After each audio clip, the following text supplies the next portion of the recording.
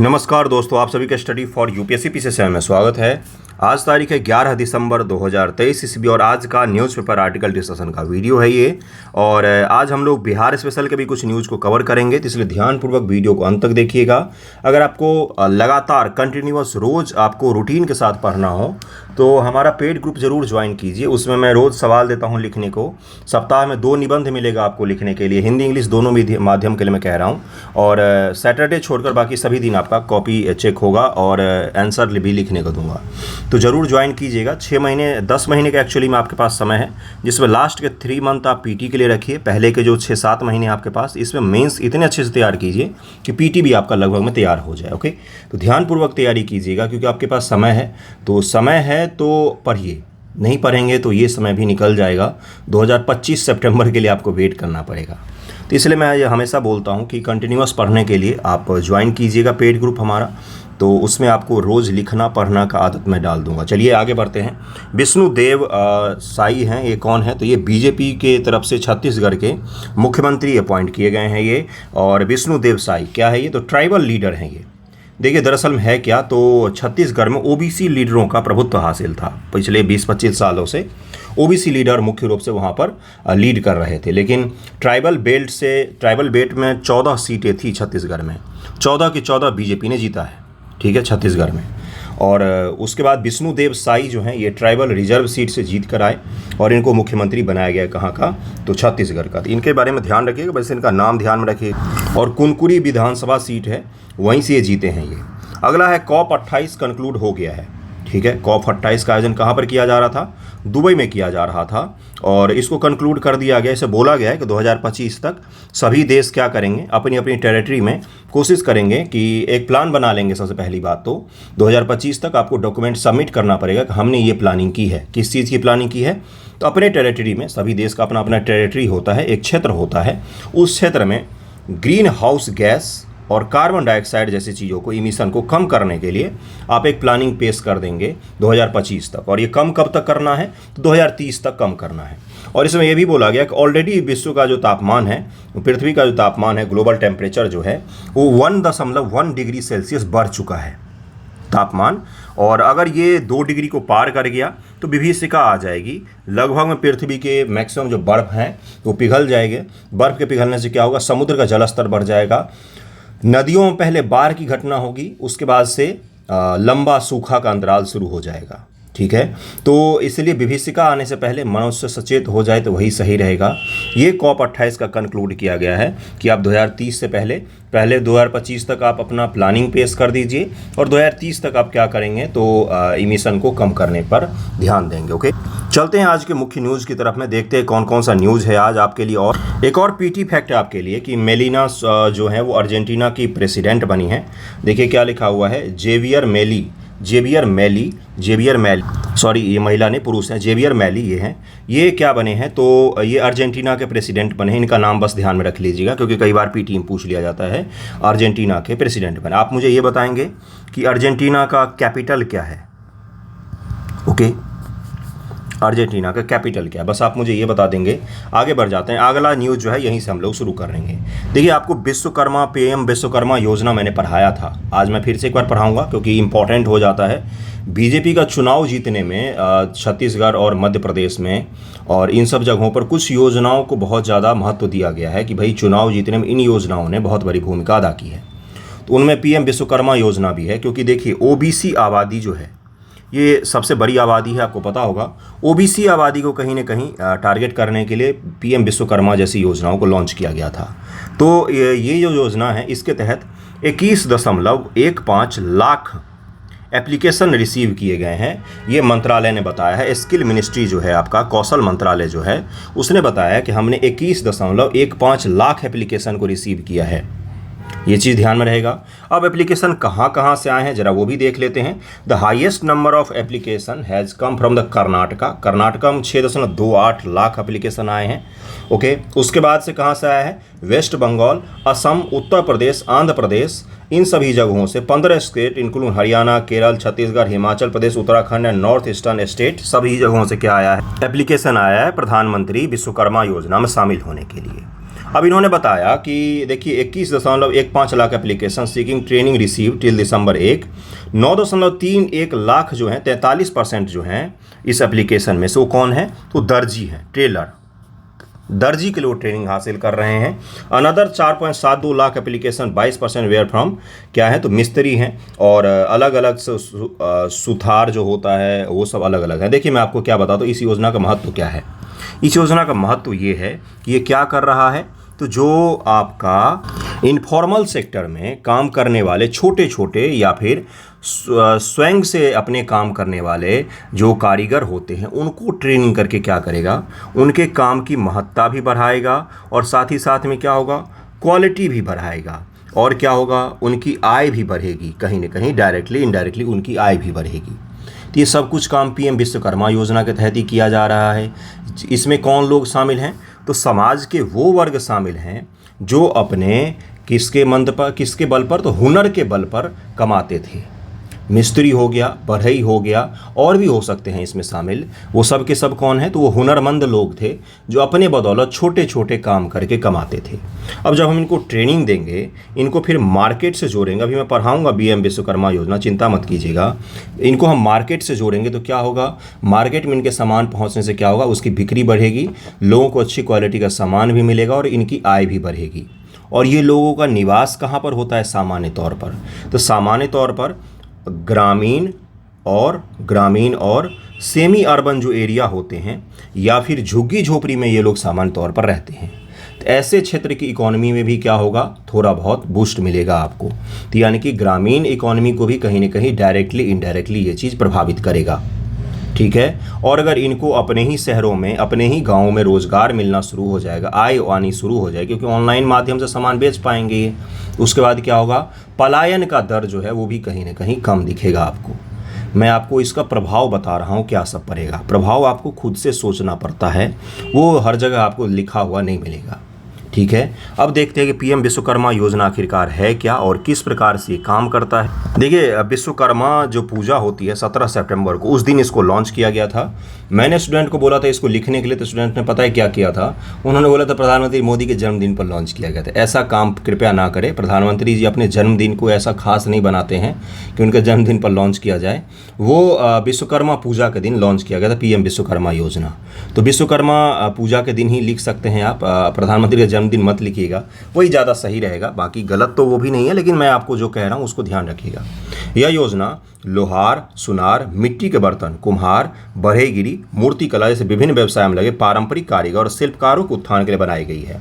OBC और EBC है ना, मुख्य रूप से आपको यही दिखेंगे इसमें, जिसमें सांस्कृतिक विरासत को संरक्षित करने, उन्हें औपचारिक अर्थव्यवस्था व वैश्विक मूल्य श्रृंखला में, ग्लोबल जो आपका प्राइस चेन है उसमें हम उसको क्या करना चाहते हैं, शामिल करना चाहते हैं। विश्व के जो बाजार हैं उससे वो जुड़ जाएं, ठीक है। और औपचारिक अर्थव्यवस्था यानी कि फॉर्मल सेक्टर हम उसको बना दें, ठीक है, जिसमें ऐसा ना हो कि काम कर रहे हैं और दिहाड़ी मजदूर बन गए हैं, आपके पास हुनर है लेकिन आप दिहाड़ी मजदूर बन गए, इस तरह के कंडीशन उत्पन्न ना हो। उनको हम फॉर्मल ट्रेनिंग दे देंगे, उनको हम बाज़ार में अपने सामान कैसे बेचे जाते हैं ये भी सिखाएंगे, कैसे प्रचार प्रसार किया जाता है, कैसे ब्रांडिंग की जाती है ये भी हम बताएंगे, जिससे क्या होगा, इस तरह के कारीगर जो छोटे छोटे कारीगर है वो क्या बन जाएंगे, अपने अपने आप क्षेत्र में आत्मनिर्भर बन जाएंगे और उनकी आय बढ़ सकेगी। इसे एक केंद्रीय क्षेत्र योजना के रूप में लागू किया गया है, सेंट्रल सेक्टर स्कीम है ये, जो पूरी तरह से भारत सरकार द्वारा वित्त पोषित होगी। 100% फंडिंग कौन करता है, तो गवर्नमेंट ऑफ इंडिया इसकी फंडिंग करती है। मंत्रालय कौन सा है, तो देखिए अलग अलग मंत्रालय है इसमें।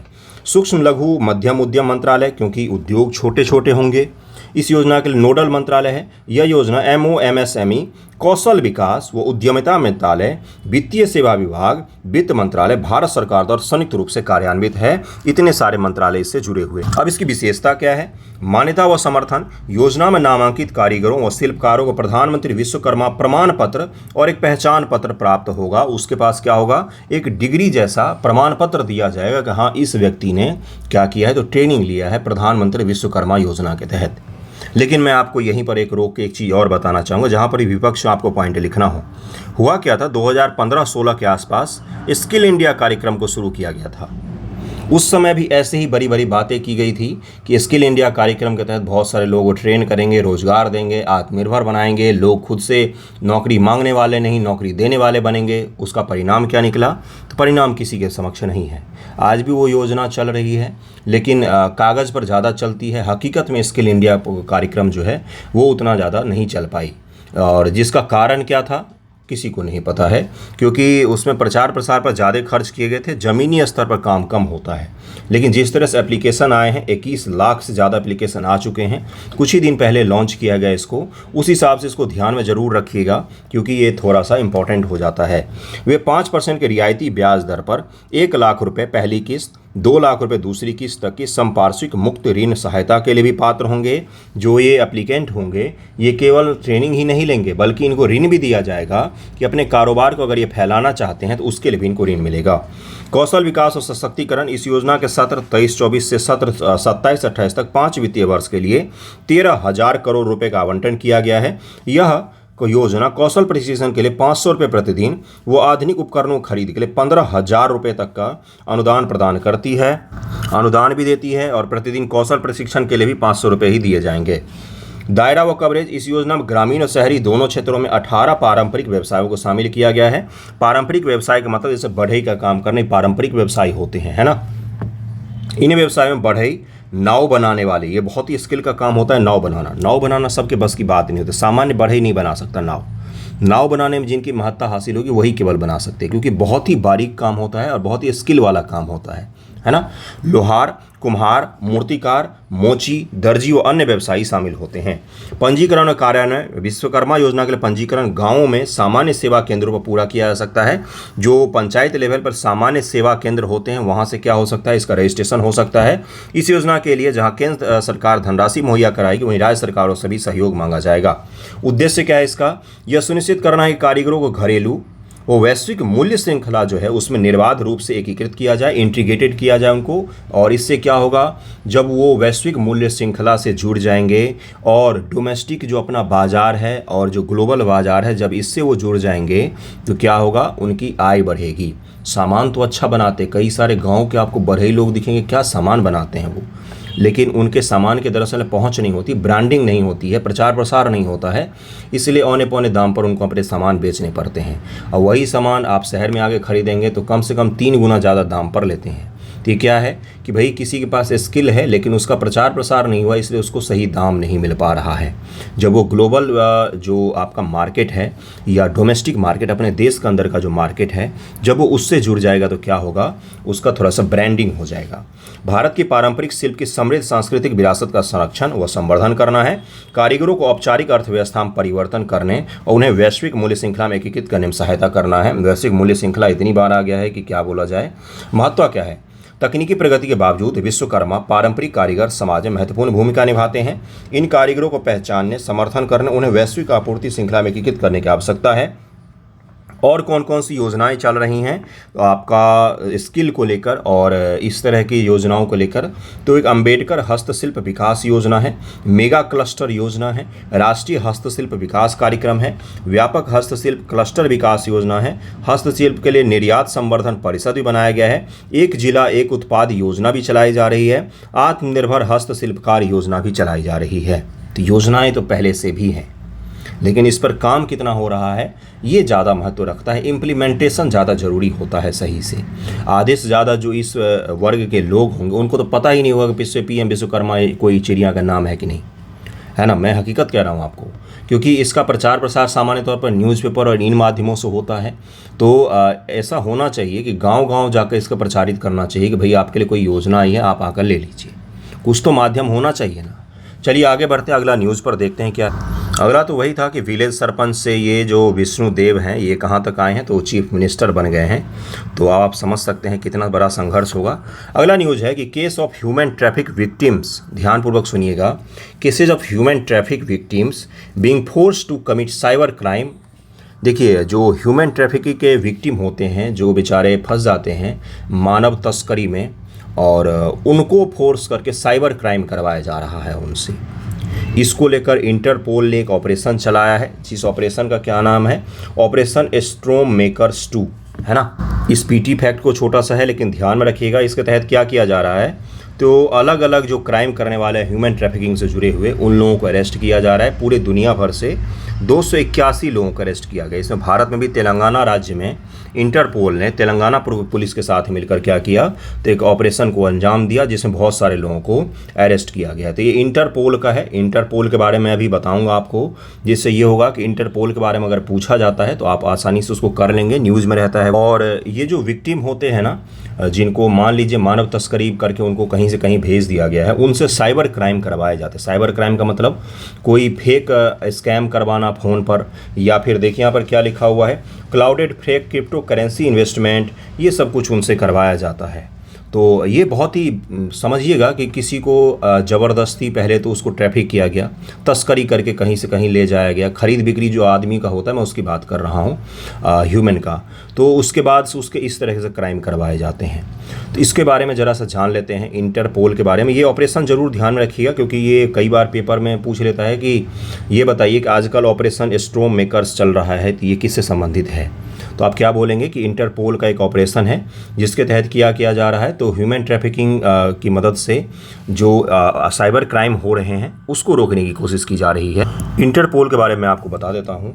यह वर्ष 1923 में सुरक्षित सूचना साझाकरण मंच के रूप में स्थापित किया गया था। 1923 में इंफॉर्मेशन को शेयर करने के लिए इसको स्थापित किया गया था, जो विभिन्न पुलिस बलों से प्राप्त सूचनाओं के संग्रह व प्रसार के माध्यम से दुनिया भर में पुलिस बलों की आपराधिक जांच की सुविधा प्रदान करता है। इंटरनेशनल पुलिस, इंटरपोल का क्या होता है, इंटरनेशनल पुलिस, अंतर्राष्ट्रीय स्तर की कोई पुलिस। ओके, इसका मुख्यालय फ्रांस के लियोन में है। कहाँ पर है, तो पहला पीटी फैक्ट तो यही ध्यान में रखिएगा। यह विभिन्न क्षेत्रों में अपराधियों और पुलिस के रडार के तहत आने वाले लोगों की गतिविधियों पर नजर रखता है। उन पुलिस बलों को सुझाव देता है जिन्होंने या तो इंटरपोल की सहायता मांगी थी या जो उनकी राय में उनके पास उपलब्ध विवरणों से लाभान्वित होंगे, उन सभी की मदद करता है ये। इसका उद्देश्य आपराधिक पुलिस बलों के बीच व्यापक संबंध, पारस्परिक सहायता को बढ़ावा देना है। इंटरपोल की संरचना क्या है, तो इंटरपोल का प्रमुख अध्यक्ष होता है जिसे महासभा द्वारा चुना जाता है। वह सदस्य देशों में से होता है और 4 साल के लिए पद धारण करते हैं इंटरपोल का अध्यक्ष। ओके, दिन प्रतिदिन की गतिविधियों की देखरेख महासभा द्वारा चुने गए पूर्णकालिक महासचिव के द्वारा की जाती है, जो 5 साल के लिए पद धारण करते हैं। एक तो अध्यक्ष हो गया, एक हो गया महासचिव।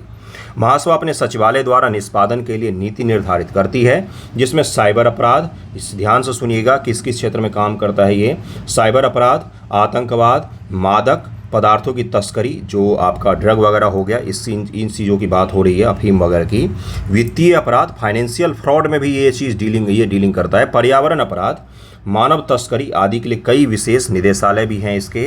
तो अभी किन किन चीज़ों पर काम कर रहे हैं, तो ये दोनों अपराध को जोड़ दिया गया है। पहले तो लोगों को खरीद बिक्री करते हैं, मानव तस्करी किया जाता है, फिर उनसे फोर्स करके उनको साइबर क्राइम उनसे करवाया जाता है। तो ये 2 अपराध जो हैं ये जुड़ गए हैं। यूएन का भी एक रिपोर्ट आया था जिसमें बताया गया था कि जो आपने देखा होगा, इन्वेस्टमेंट कीजिए अमीर बनिए, इस तरह का जो स्कीम होता है उसमें इस तरह के विक्टिम्स को यूज किया जाता है पूरे दुनिया भर में। उसमें भी दक्षिण पूर्वी जो एशिया है, दक्षिण पूर्वी एशिया का मतलब भारत और नीचे का भाग जो जाइए म्यांमार और आसियान के देश हैं, या दक्षिण एशिया, भारत, पाकिस्तान, ये जो इलाके हैं, इनसे बहुत ज़्यादा विक्टिम्स को पकड़ा गया है, जो विक्टिम खुद में भी हैं और उनसे अपराध भी करवाया जा रहा है। तो जो दक्षिण पूर्व एशिया है ये ज़्यादा वल्नरेबल है इस चीज़ को लेकर। प्रत्येक सदस्य देश उस देश में इंटरपोल का प्रतिनिधित्व करता है। इंटरपोल के साथ किसी देश की कानून प्रवर्तन एजेंसी के सभी संपर्क देश के सर्वोच्च जांच निकाय के माध्यम से होते हैं। अपने देश में अगर इंटरपोल को कोई काम करना होता है तो किसके थ्रू करती है वो, तो भारत में सीबीआई को ये काम सौंपा गया है। भारत में इस भूमिका को अपने वरिष्ठ अधिकारियों में से एक के साथ ग्रहण करता है सीबीआई, जो विश्व निकाय के साथ सूचना संपर्क संयोजन के लिए अपने विशेष इंटरविंग राष्ट्रीय केंद्रीय ब्यूरो का नेतृत्व करता है। इंटरपोल को भारत से कोई चीज़ इंफॉर्मेशन चाहिए होता है, संवाद करना होता है, कोई ऑपरेशन को अंजाम देना होता है, तो इन सब चीज़ों के लिए भारत में किससे कनेक्ट करती है वो, तो सेंट्रल ब्यूरो ऑफ इन्वेस्टिगेशन जो है अपना सीबीआई, केंद्रीय जांच ब्यूरो। सीबीआई का मुख्यालय कहाँ पर है, तो गाजियाबाद में है यहीं पर। तो उससे संपर्क करके उसके माध्यम से ऑपरेशन अंजाम करता है। जैसे अभी तेलंगाना पुलिस के साथ मिलकर किया है, तो ये क्या था, सीबीआई ने तेलंगाना पुलिस को निर्देश दिया होगा कि आप इस तरह का कुछ आरोप लग रहे हैं कुछ लोगों पर और उनका लोकेशन ये है, आप उनको जाकर पकड़िए। तो इस तरह से ऑपरेशन को अंजाम दिया जाता है। पूरे दुनिया लेवल के जो अपराधियों के चेन होते हैं उसको तोड़ने में इंटरपोल बहुत बड़ी क्या करता है, तो रोल अदा करता है। जिससे क्या होता है, जैसे देखिए ऑनलाइन फ्रॉड के दरअसल होता क्या है, साइबर फ्रॉड। साइबर फ्रॉड में अपराधी कहीं पर भी बैठा हो सकता है, विक्टिम कहीं और पर बैठा हो सकता है। अब आपके साथ अपराध हुआ, जैसे अमेरिका के लोगों के साथ अक्सर अपराध होता है जो भारत से किए जाते हैं, किसके तहत, तो फ़ोन कॉल, कस्टमर केयर करके स्कैम करते हैं। कई बार क्रेडिट कार्ड और जो डेबिट कार्ड होते हैं उनके सारे पैसे उड़ा ले जाते हैं भारत से। तो अब भारत में उसके लिए बहुत बड़े पैमाने पर अरेस्ट किया जाता है। तो क्या अमेरिका में पुलिस के आके भारत में अरेस्ट करेगी? नहीं, भारत सरकार को ये चीज़ करना पड़ता है। तो साइबर क्राइम का दायरा चूँकि क्या होता है कि सीमा से बंधित नहीं होता है, सीमा पार बैठे लोग करते हैं, दूसरे सीमा पार के लोग उसका शिकार हो सकते हैं। इसलिए इंटरपोल जैसी जो संस्थाएं हैं वो इस तरह के क्राइम को बहुत अच्छे से निपट सकती हैं। मानव तस्करी भी इसी तरह का क्राइम है जिसमें एक देश से तस्कर करके लोगों को कहाँ पर ले जाया जाता है, दूसरे देश में लेके चले जाते हैं। जैसे ड्रग का है, तो ड्रग का भी कोई एक देश का तो है नहीं, अफगानिस्तान पाकिस्तान से भारत में सारे आते हैं, दक्षिण पूर्व एशिया देशों से भारत में आते हैं। इसी तरीके से जितने भी आप देखेंगे जो इंटरपोल डील करता है वो कोई लोकल क्राइम नहीं है। फाइनेंशियल फ्रॉड, भारत से क्राइम करके फाइनेंशियल फ्रॉड करके कहाँ भाग जाते हैं, लंदन भाग जाते हैं। तब उनको पकड़ने के लिए इंटरपोल या फिर दो देशों को अपने स्तर पर काम करना पड़ता है। तो इसीलिए इंटरपोल उन चीज़ों में डील करती है जो अपराध किसी सीमा के अंदर नहीं होते हैं, सीमा को पार कर जाते हैं। ओके, अगला न्यूज़ क्या है, अगला बड़ा ही रेयर फोटो है, देख लीजिए क्या है। Centre has not oppose caste survey in Bihar, Amit Shah ji ने बोला है, हमारे गृह मंत्री महोदय। लेकिन देखिए यहाँ पर न्यूज़ कुछ और है, लेकिन न्यूज़ वालों को तर्का चाहिए होता है तो वो इस तरह के न्यूज़ लगा देते हैं। दरअसल में हुआ क्या, EJC ईस्टर्न जोनल काउंसिल की बैठक हुई है। हर साल दिसंबर में ये जोनल काउंसिल की बैठक होती है ईस्टर्न वाले की। तो ईस्टर्न जोनल काउंसिल में गृह मंत्री अध्यक्षता करते हैं। मैं सारा कुछ बताऊंगा भी, ईस्टर्न जोनल काउंसिल क्या है और किस प्रकार से काम करता है। जोनल काउंसिल की जब भी बात आएगी तो अब मैं देखता हूं कि कितने बच्चे इसको जोड़ पा रहे हैं, कहाँ से जोड़ेंगे आप इसको बताइए मुझे। एक चिड़िया है जिसको कहा जाता है संघवाद, फेडरलिज्म, संघवाद की भावना, केंद्र राज्य के बीच में सहयोग की भावना को दर्शाता है क्या, तो जोनल काउंसिल। अलग अलग जोनल काउंसिल हैं, सबके बारे में बताऊंगा आपको। लेकिन जोनल काउंसिल की बैठक में क्या होता है कि जैसे अपना देश भारत है, काफ़ी विशाल देश है, तो इस क्षेत्र के राज्यों को एक जगह कर दिया, इस क्षेत्र के राज्यों को एक जगह कर दिया, इस क्षेत्र के राज्यों को एक जगह कर दिया, इधर के राज्यों को एक जगह कर दिया, नॉर्थ ईस्ट के राज्यों को एक जगह कर दिया। इससे क्या होगा, इन राज्यों के जो कॉमन समस्या होगी उसका समाधान निकालने की कोशिश की जाएगी। गृह मंत्री महोदय खुद इसकी अध्यक्षता करते हैं, उसमें इन राज्यों की दिक्कतों को सुनते हैं, उसका समाधान निकालने की कोशिश करते हैं। तो अमित शाह जी कहाँ पर थे, तो आपका जोनल काउंसिल में थे और पटना में, और वहीं पर बातचीत हुई। तो इन्होंने बोला कि सेंट्रल गवर्नमेंट ने कभी कास्ट सर्वे का अपोज नहीं किया। नीतीश कुमार जी ने बोला कि आप अगर अपोज नहीं करो तो पूरे देश में करवा लो कास्ट सर्वे, है ना। उसी के बाद नीतीश कुमार जी ने एक और चर्चा की जिसके बारे में मैं आपको बताऊंगा। क्या बोला इन्होंने बोला कि गवर्नमेंट ऐसा करे कि ये जो रिजर्वेशन का है 75% वाला, इस तरह के प्रावधान को 9th शेड्यूल में शामिल कर दे, है ना। अब 9th शेड्यूल किसका नाम है भाई, तो 9th शेड्यूल 9वीं अनुसूची, इसके बारे में भी पूरी कहानी बताता हूं। लेकिन पहले आप जोनल काउंसिल को समझ लीजिए। ओके, क्षेत्रीय परिषद के बारे में जरा ध्यान से फैक्टों को ध्यान में रखिएगा। क्यों, क्योंकि यूपीएससी पीटी में ये पूछा गया था। तो क्षेत्रीय परिषद थोड़ा सा ध्यान से एक एक चीज़ को समझना है। क्षेत्रीय परिषद में कंफ्यूज नहीं होना है, अंतर्राज्यीय परिषद अलग होता है और ये जोनल काउंसिल अलग होता है। क्षेत्रीय परिषद वैधानिक संवैधानिक नहीं है, मतलब संविधान में इसका कोई जिक्र नहीं था। ये वैधानिक है, एक्ट के द्वारा बनाया गया है, अधिनियम पास करके संसद द्वारा बनाया गया है, कोई संविधान में इसके लिए आर्टिकल नहीं है। पहला आपका पीटी फैक्ट हो गया। ये संसद के एक अधिनियम यानी राज्य पुनर्गठन अधिनियम 1956 द्वारा बनाया गया। इस अधिनियम देश के 5 क्षेत्रों, उत्तरी, मध्य पूर्वी, मध्य, देखिए सबसे पहला उत्तर नॉर्थ हो गया, फिर मध्य हो गया, फिर पूर्वी हो गया, फिर पश्चिमी हो गया, फिर दक्षिणी क्षेत्र में विभाजित किया था। प्रत्येक क्षेत्र के लिए एक क्षेत्रीय परिषद प्रदान की। अगला है कि इन क्षेत्रों का निर्माण करते इसमें कई कारकों को ध्यान में रखा गया, जिनमें शामिल है, क्या क्या शामिल है, देश का प्राकृतिक विभाजन। प्राकृतिक विभाजन का मतलब होता है कि भाई नेचुरल रूप से हम किस प्रकार से देश को अलग अलग क्षेत्रों में डिवाइड करके डेवलपमेंट की बात कर सकते हैं। एक जोन में जो राज्य होंगे उनकी समस्या तथाकथित लगभग में लगभग में एक जैसी होगी। उनकी स्थिति, उनका भौगोलिक समस्या, उनका राजनीतिक समस्या, उनका आर्थिक समस्या लगभग में एक जैसा होगा, है ना। नदी प्रणाली और संचार के साधन, सांस्कृतिक व भाषाई संबंध उनके एक हो सकते हैं। आर्थिक विकास, सुरक्षा व कानून व्यवस्था की आवश्यकता उनमें लगभग में एक जैसी हो सकती है। इसके तहत हमने क्या किया, हमने जोनल काउंसिल का गठन किया। उपर्युक्त क्षेत्रीय परिषदों के अलावा संसद के एक अलग अधिनियम वर्ष 1971 के द्वारा उत्तर पूर्वी परिषद अधिनियम द्वारा एक उत्तर पूर्वी परिषद बनाई गई। नॉर्थ ईस्ट काउंसिल बनाई गई एक अलग से। नॉर्थ ईस्ट के जो 7 राज्य हैं उन सभी के लिए अलग अलग से काउंसिल गठित की गई। इन सदस्यों में असम, मणिपुर, मिजोरम, अरुणाचल, नागालैंड, मेघालय, त्रिपुरा और सिक्किम शामिल है।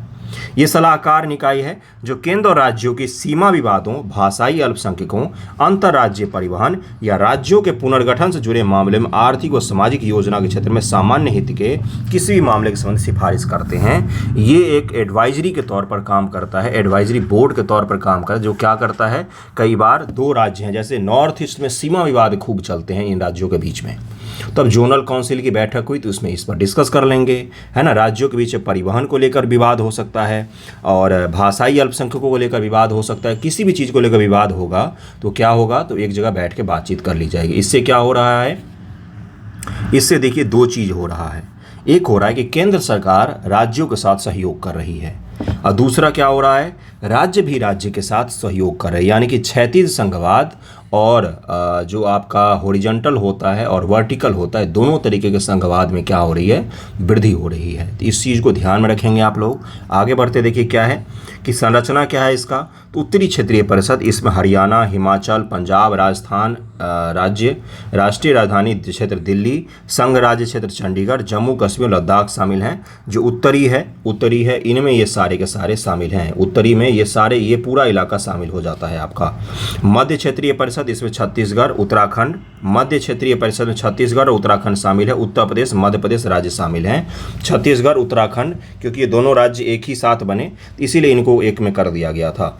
उसके बाद से उत्तर प्रदेश, मध्य प्रदेश शामिल है मध्य क्षेत्रीय परिषद में। ये ध्यान रखिएगा, बार बार मैं कह रहा हूँ तो ध्यान रखिएगा। हिमाचल उत्तरी में शामिल है, उत्तराखंड मध्य क्षेत्रीय परिषद में शामिल है। पूर्वी क्षेत्रीय परिषद में इसमें बिहार, झारखंड, उड़ीसा, पश्चिम बंगाल राज्य शामिल हैं। कौन कौन से, तो संयुक्त बंगाल शामिल है इसमें। याद कीजिए संयुक्त बंगाल में कौन कौन से थे, इसमें बिहार, उड़ीसा का क्षेत्र था और झारखंड तो जुम्मा 8 दिन हुआ उसको अलग हुए। तो ये सारे के सारे किसमें शामिल हैं, तो ये सब शामिल है पूर्वी क्षेत्रीय परिषद में। कल इन्हीं की बैठक हो रही थी। पश्चिमी क्षेत्रीय परिषद, अब इसमें गोवा, गुजरात, महाराष्ट्र राज्य, संघ राज्य क्षेत्र दमन दीव और दादर नागर हवेली शामिल हैं। गुजरात, महाराष्ट्र, दरअसल में ये दोनों पहले एक ही हुआ करते थे और इससे छोटा सा गोवा भी ले लीजिएगा, और संघ राज्य क्षेत्र दमन दीव और दादर नागर की जो हवेली है ये भी पूरा शामिल है उसमें। दक्षिण क्षेत्रीय परिषद में कौन होंगे, तो इसमें आंध्र, तेलंगाना, कर्नाटक, केरल, तमिलनाडु राज्य, संघ राज्य क्षेत्र पुदुचेरी भी दक्षिण वाले काउंसिल में शामिल है। तो सभी को मैंने बता दिया है, अभी आपको सभी काउंसिल के बारे में डिटेल में पता चल गया आपको कि कौन कौन से किस में शामिल हैं। कई बार इसमें कन्फ्यूजन हो जाएगा अगर एग्जाम में पूछ लेगा। जैसे मध्य क्षेत्रीय परिषद में लोग सोचेंगे कि इसमें मध्य प्रदेश है, छत्तीसगढ़ है, तो इसमें उत्तराखंड कहाँ से आ जाएगा। इस तरह के फैक्ट में आप फंस सकते हैं, तो आप ध्यान में रखिएगा। देखिए उत्तराखंड, उत्तर प्रदेश अलग हुआ था और मध्य प्रदेश अलग होकर छत्तीसगढ़ राज्य बना था। इस प्रकार से आप ध्यान में रख सकते हैं। ओके, और पूर्वी के लिए मैंने याद करने के लिए क्या बोला है, संयुक्त बंगाल को याद रखना है कि बंगाल था भाई, और उसमें बिहार भी था, उड़ीसा भी था, और बिहार से अलग होकर झारखंड भी था। तो अब आप कभी नहीं भूलेंगे नॉर्थ ईस्ट काउंसिल में नॉर्थ ईस्ट के जितने राज्य हैं वो सारे के सारे शामिल हैं। संगठनात्मक ढांचा क्या है, अब यहाँ से आपका वेरी वेरी इंपॉर्टेंट शुरू हो रहा है। अध्यक्ष इसके गृह मंत्री और इन सभी परिषदों का अध्यक्ष होता है। केंद्रीय गृह मंत्री इन सभी परिषदों का अध्यक्ष होता है। जितने भी जोनल काउंसिल हैं इन सब की अध्यक्षता कौन करते हैं, तो गृह मंत्री महोदय करते हैं, ये ध्यान में रखिएगा। उपाध्यक्ष, प्रत्येक क्षेत्रीय परिषद में शामिल किए गए राज्य के मुख्यमंत्री रोटेशन से एक वर्ष की अवधि के लिए अंचल के आंचलिक परिषद के उपाध्यक्ष के रूप में काम करेंगे। अध्यक्ष तो गृह मंत्री जी होते हैं, लेकिन उपाध्यक्ष कौन होंगे, तो जैसे पूर्वी काउंसिल है तो कभी ममता बनर्जी जी हो जाएंगी एक बार, अगले साल नीतीश कुमार हो जाएंगे, अगले साल झारखंड के मुख्यमंत्री हो जाएंगे, फिर अगले साल उड़ीसा के मुख्यमंत्री हो जाएंगे। ये रोटेशन बैच में उपाध्यक्ष का पद चलता है। सदस्य कौन होते हैं, मुख्यमंत्री और प्रत्येक राज्य से राज्यपाल द्वारा या नामित 2 अन्य मंत्री परिषद में शामिल किए गए संघ राज्य क्षेत्रों से सदस्य हो सकते हैं। सलाहकार प्रत्येक क्षेत्रीय परिषद के लिए योजना आयोग अब नीति आयोग द्वारा नामित एक मुख्य सचिव और जोन में शामिल प्रत्येक राज्य द्वारा नामित एक अन्य अधिकारी विकास आयुक्त होंगे। ये सलाहकार के तौर पर काम करेंगे, जिसको नीति आयोग नामित करेगा और एक और अन्य अधिकारी को नामित किया जाएगा। ये सब के सब काम करेंगे उसमें। क्लियर हो रहा है? उद्देश्य क्या है? तो पहला उद्देश्य क्या है? तो राष्ट्रीय एकीकरण को बढ़ावा देना, तीव्र राज्य संचेतक क्षेत्रवाद, यानी कि मान लीजिए कहीं पर क्षेत्रवाद की भावना बढ़ रही है या क्या मुद्दे हैं उस क्षेत्र के, उसको एड्रेस करने के लिए बहुत ही इंपॉर्टेंट काउंसिल की बैठक होती है। ये विशेष प्रकार के प्रवृत्तियों के विकास को रोकना, केंद्र व राज्यों के विचारों अनुभवों को आदान प्रदान करने सहयोग करने के लिए सक्षम बनाना। जैसे बिहार सरकार का अनुभव रहा कि कास्ट सर्वे करके हमें एक इकोनॉमिक रूप से, देखिए कास्ट सर्वे को आप बार बार जातिगत जनगणना से बोलकर ख़त्म कर देते हैं, लेकिन ऐसा नहीं है। जातिगत के साथ साथ उसमें सोशियो इकोनॉमी भी था।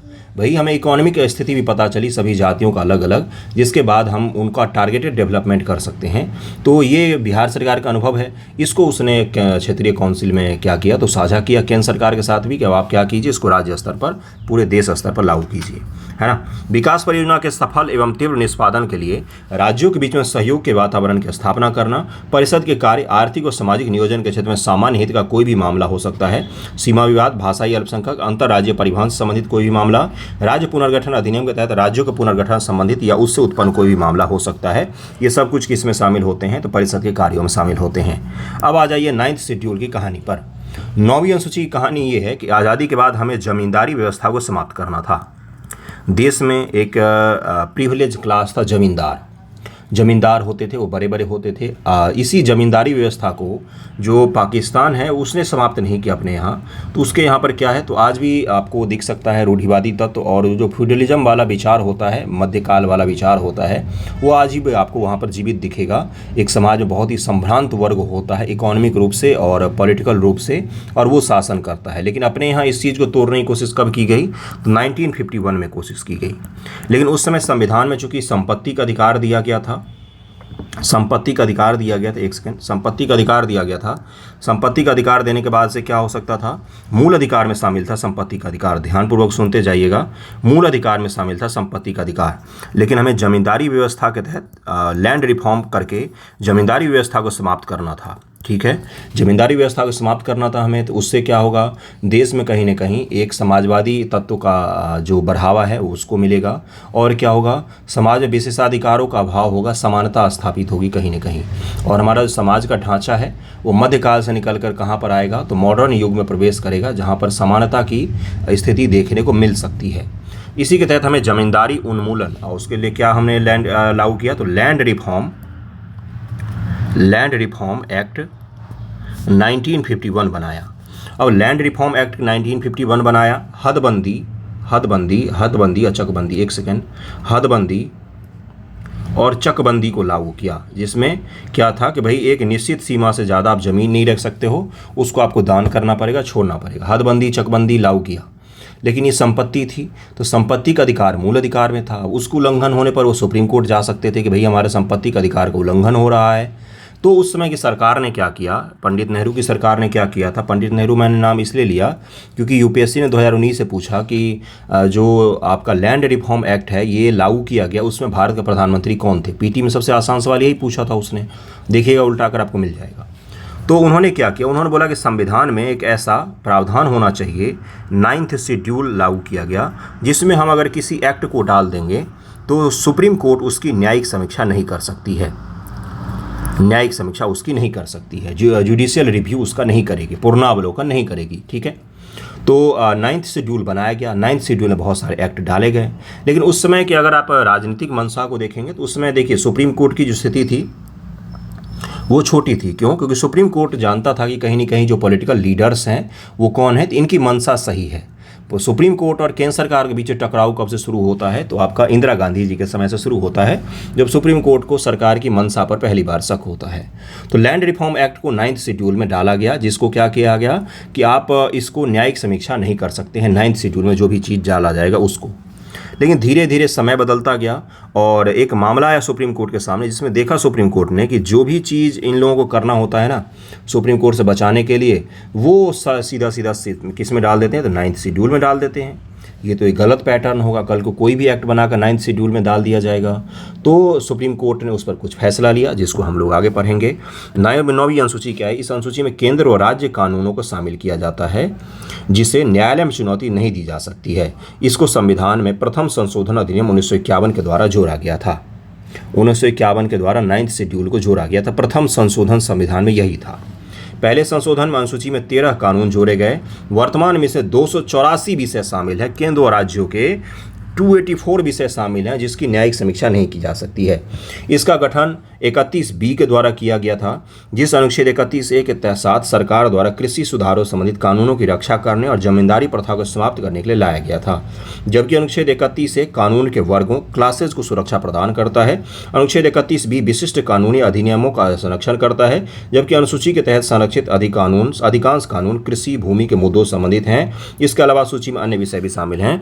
जो 9th शेड्यूल में कानून शामिल है वो अधिकांश किससे जुड़े हुए हैं? तो कृषि से, भूमि से, इन सब चीज़ों से जुड़े हुए कानून है। ओके। अनुच्छेद 31B एक पूर्वव्यापी संचालन भी है, जिसका अर्थ है कि यदि कानूनों को असंवैधानिक घोषित किए जाने के बाद 9वीं अनुसूची में शामिल किया जाता है तो उन्हें उनके प्रारंभ के बाद से अनुसूची में शामिल माना जाएगा और इस प्रकार से वे कानून मान्य होंगे। देखिए, अगर आपको इतना कुछ समझ में नहीं आ रहा हो तो छोड़ दीजिएगा, लेकिन जो मैंने कॉन्सेप्ट समझाया उसको समझ के बस आगे बढ़ जाइएगा। 9वीं अनुसूची और न्यायिक जांच का क्या है मामला? तो केशवानंद भारती बनाम केरल राज्य 1973 न्यायालय ने गोलकनाथ फैसले को बरकरार रखा और भारतीय संविधान के मूल संरचना एक नई अवधारणा पेश की। कहा कि संविधान के सभी प्रावधानों में संशोधन किया जा सकता है, लेकिन वे संशोधन संविधान के मूल ढांचे को निरस्त या समाप्त कर सकेंगे, जैसे जिसमें मौलिक अधिकार शामिल है जिसको न्यायालय द्वारा रद्द किया जा सकता है। अगर संविधान है तो उसमें सभी भागों में संशोधन हो सकता है, लेकिन मूल ढांचा को उल्लंघन करने पर सुप्रीम कोर्ट क्या करेगी? तो उसकी न्यायिक समीक्षा कर सकती है। बामन राव बनाम भारत संघ 1981 इस महत्वपूर्ण निर्णय में सर्वोच्च न्यायालय ने फैसला सुनाया कि संविधान जो 24 अप्रैल 1973 से पहले संविधान में किए गए थे संशोधन 24 अप्रैल 1973 से पहले किए गए थे, जिस तारीख को केशवानंद भारती में निर्णय दिया गया था, वैध और संवैधानिक है, लेकिन जो निर्दिष्ट तिथि के बाद दिए गए उन्हें संवैधानिकता के आधार पर चुनौती दी जा सकती है। जो भी संशोधन किए गए 24 अप्रैल 1973 से पहले उनको तो हमने संवैधानिकता प्रदान कर दी है, लेकिन उसके बाद जो संशोधन किए जाएंगे उसका हम क्या कर सकते हैं? पुनरावलोकन कर सकते हैं।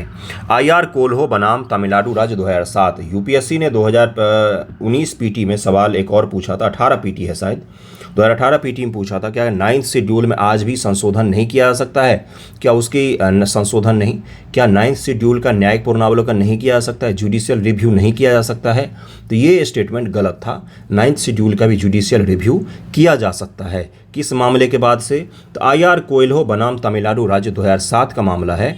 यह माना गया था कि प्रत्येक कानून का अनुच्छेद 14, 19, 21 के तहत परीक्षण किया जाना चाहिए यदि यह 24 अप्रैल 1973 के बाद लागू हुआ है, भले ही वो 9वीं अनुसूची के तहत हो, 9वीं अनुसूची से बाहर हो। कोई भी कानून अगर 24 अप्रैल 1973 के बाद लागू किया गया तो IR कोल्हो बनाम तमिलनाडु राज्य में सुप्रीम कोर्ट ने बोला कि हम उन सभी का परीक्षण कर सकते हैं, हम सब उन सभी का जुडिशियल रिव्यू कर सकते हैं। जिससे क्या हो गया कि 9वीं अनुसूची में भी अगर कोई कानून है तो ऐसा नहीं है कि वो सुरक्षित ही माना जाएगा। अगर वो मूल ढांचे का उल्लंघन करेगा, संविधान के मूल ढांचे का उल्लंघन करेगा, तो उसका भी रिव्यू आज किया जा सकता है। इसको ध्यान में रखेंगे आप। ओके। इसके अलावा न्यायालय ने अपने पिछले फैसले को बरकरार रखा और घोषित किया कि किसी भी अधिनियम को चुनौती दी जा सकती है और न्यायपालिका द्वारा जांच के लिए खुला है यदि यह संविधान के मूल संरचना का अनुरूप नहीं है तो। साथ ही यह भी कहा गया कि यदि 9वीं अनुसूची के तहत किसी कानून की संवैधानिक वैधता को पहले बरकरार रखा गया है तो भविष्य में इसे फिर से चुनौती नहीं दी जा सकती है। ये था पूरा 9वीं अनुसूची की कहानी, जिसमें आपको सारा कुछ मैंने समझाया है, कहानी भी बता दी है। अब आप कभी नहीं भूलेंगे कि 9वीं अनुसूची क्यों लाया गया था, किस प्रकार से ये जरूरी था। मूल अधिकार था संपत्ति का अधिकार, और इसीलिए ज़मीन लैंड रिफॉर्म हमें अलाउ करना था जिसके तहत लोगों की संपत्ति जाने वाली थी। तो पहले हमने 9वीं अनुसूची लाया जिसमें हमने डाला लैंड रिफॉर्म को, और ये भी प्रावधान कर दिया कि इसमें जो भी चीज़ डाला जाएगा उसका न्यायिक पुनरावलोकन नहीं किया जा सकता है। लेकिन 1973 मूल ढांचे के सिद्धांत के बाद से और IR कोल्हो के बनाम से क्या किया जा सकता है, तो 9वीं अनुसूची में भी कोई भी चीज़ अगर डाला गया है जो मूल ढांचे का उल्लंघन करता है तो उसका संशोधन किया जा सकता है, उसका न्यायिक रिव्यू किया जा सकता है, जुडिशियल रिव्यू किया जा सकता है। अगले टॉपिक पर हम लोग चलते हैं। अगला जो टॉपिक है वो तटीय क्षरण से संबंधित। देखिए, तटीय क्षरण बहुत ज़्यादा हो रहे हैं भारत में, और ये कहीं ना कहीं जलवायु परिवर्तन और जो समुद्र का जलस्तर है उसके कारण से हो रहा है। आने वाली बार बार जो तूफान होते हैं, टाइड होते हैं, उनकी संख्या बढ़ गई है। इसके कारण से क्या हो रहा है, तटीय क्षरण ज़्यादा हो रहे हैं। केंद्रीय पर्यावरण वन जलवायु परिवर्तन राज्य मंत्री लोकसभा में एक लिखित उत्तर में राष्ट्रीय तटीय अनुबंध केंद्र द्वारा संचालित 1990 से 2016 तक बहुवर्णकीय उपग्रह चित्रों यानी कि जो सैटेलाइट से फोटो लिए गए हैं उसके आधार पर हुए परिवर्तन को उन्होंने साझा किया, शेयर किया सभी से कि भाई इतना ज़्यादा परिवर्तन हो रहा है अपने तटीय इलाकों में, कोस्टल इलाकों में। कोस्टल का मतलब समुद्र के तट के इलाकों की बात हो रही है। एनसीसीआर भारत सरकार के पृथ्वी विज्ञान मंत्रालय के संलग्न कार्यालय है, जिसने बताया है कि भाई तटीय क्षरण बहुत ज़्यादा हो रहा है। क्षरण का मतलब इरोजन हो रहा है। तटीय इलाके जो हैं वहाँ पर क्या हो रहा है, समुद्र मिट्टी को काट काट कर निगल रही है। ओके, तटीय क्षरण के संबंध में एनसीसीआर की प्रमुख टिप्पणी क्या है, प्राकृतिक कारणों, नेचुरल रीजन्स और मानवजनित गतिविधियों के कारण, दोनों कारण है यहाँ पर, ध्यान में रखिएगा, दोनों है। भारत की तटरेखा के कुछ हिस्से विभिन्न डिग्री के क्षरण के अधीन हो गए हैं। बहुत सारे जो हमारे इलाके हैं वो क्या हो रहे हैं, तो उनका कटाव हो रहा है। तटरेखा विश्लेषण से पता चलता है कि 34% तट का क्षरण हो रहा है। भारत के जो जितने 7,400 से ज़्यादा किलोमीटर लंबी, 7,700 है आई थिंक, तट का इलाका है, उसका 34% भाग जो है वो कटाव से ग्रसित है। 28% साथ साथ बढ़ भी रहा है और 38% अस्थायी स्थिति में है। 38% अस्थायी स्थिति में है।